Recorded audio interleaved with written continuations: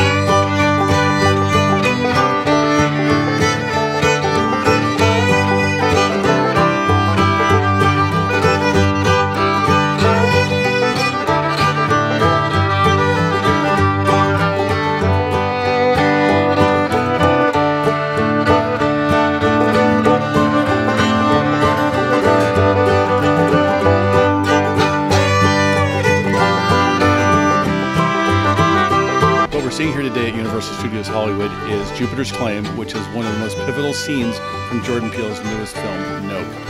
And what do you think that the fans' reaction will be when they have the opportunity to see this set being reassembled and being on the lot? Well, I hope it's going to be as ecstatic as all of ours is. What we offer here is that level of authenticity on the backlot tour as you're driving through all these great other attractions that we offer.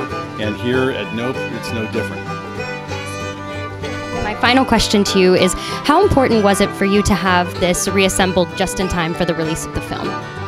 It's the first time that a day-and-date release has ever happened, so it's actually something very special, and it doesn't always happen, and the timing just seemed to be very, very lucky.